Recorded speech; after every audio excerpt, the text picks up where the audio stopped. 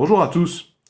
Quand on n'a pas beaucoup d'économies, sur le Bon Coin par exemple, les investissements immobiliers qui sont parmi les plus faciles, enfin les rares choses qu'on peut se permettre d'acheter, il y a les places de parking.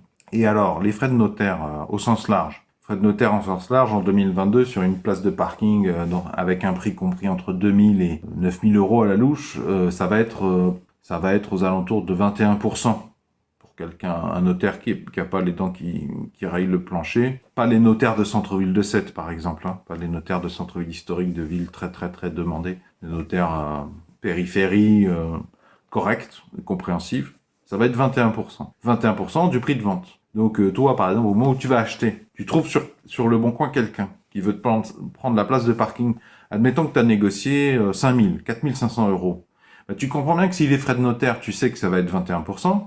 Ça peut être tentant de dire au vendeur, est-ce que je pourrais pas sur les 4500, il y en a 3000 euros que je vous donne officieusement par virement bancaire de mon compte bancaire à votre compte bancaire. Et au notaire, on lui dit que c'est que 1500 euros. Bon, déjà, c'est illégal parce que dans le compromis et l'acte de vente chez le notaire, vous allez déclarer que vous faites pas ce genre de choses, que c'est bien le prix que vous avez donné au notaire. C'est illégal.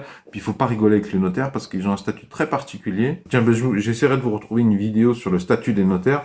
Pas déconner avec un notaire. Quand vous jouez franco avec un notaire, vous bénéficiez d'une sérieuse protection, normalement, même s'il y a des notaires incompétents et véreux, il y en a. Hein. Mais il vaut mieux que le notaire ne pas lui faire à l'envers, parce que s'il s'aperçoit que vous lui avez fait à l'envers, il a un arsenal juridique. Lui, c'est un représentant de l'État. Donc voilà, faut pas jouer avec ça. Mais admettons, en plus, troisième chose, vous prenez un risque. Parce que si vous faites un accord tacite avec une personne, tiens, je te passe 3000 euros, de mon compte à ton compte. Ça laisse des traces. Hein. Ou en espèces, ou un autre moyen de paiement. Mais l'autre, il reçoit l'argent, merci, mais puis peut-être qu'il va plus jamais répondre au téléphone. Il n'y a pas de contrat, il n'y a pas de preuve, et tu peux pas récupérer ton argent. Tu t'exposes, tu prends un risque. Mais c'est pas ça dont je voulais te parler.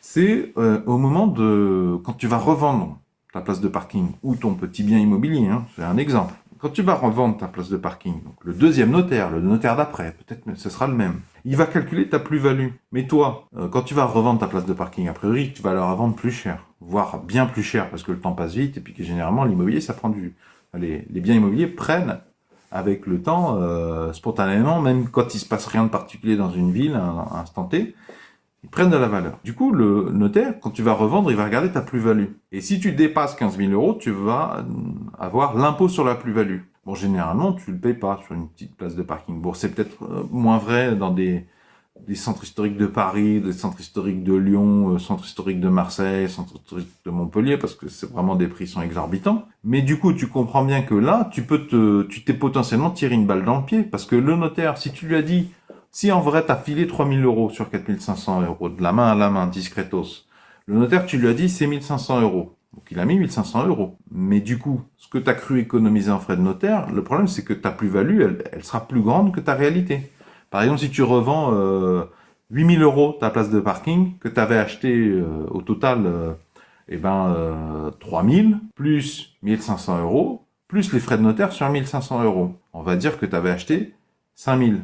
Donc en fait, tu as une plus-value de 5000. Donc ta plus-value réelle, si tu arrives à trouver un acheteur pour 8000 euros, ça va être 8000 euros moins 5000, 3000. Et oui, mais le premier notaire, tu lui avais dit que le prix de vente, c'était 1500 euros. Donc lui, il va pas calculer ça. Il va faire ta plus-value, c'est 8000 moins 1500. Ce qui n'est pas la vérité, puisque tu avais menti au notaire à la base. Ça fait une plus-value beaucoup plus grande, officiellement, que celle que tu vas faire officieusement. Et du coup, tu risques de te rapprocher. Là, dans notre exemple, ça va. On est en dessous des 15 000 euros de plus-value. Mais bon, a priori, le but, c'est de revendre le plus cher possible. Enfin, à un bon prix. Voilà. Donc, c'était un des arguments. Si tu as ça en tête, déjà, c'est illégal, c'est pas une bonne idée. Mais en plus, je trouvais ça intéressant de rappeler ça. Que le jour où tu revends, si tu as caché une partie de l'argent, ça peut se retourner contre toi par le mécanisme que je viens de t'expliquer. J'espère que ça pourra t'être utile.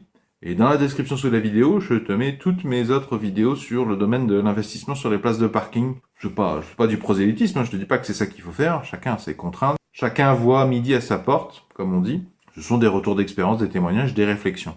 qui sont en accès libre, autant en profiter. Et si tu as apprécié le présent épisode, est-ce que tu peux mettre un pouce vers le haut, s'il te plaît?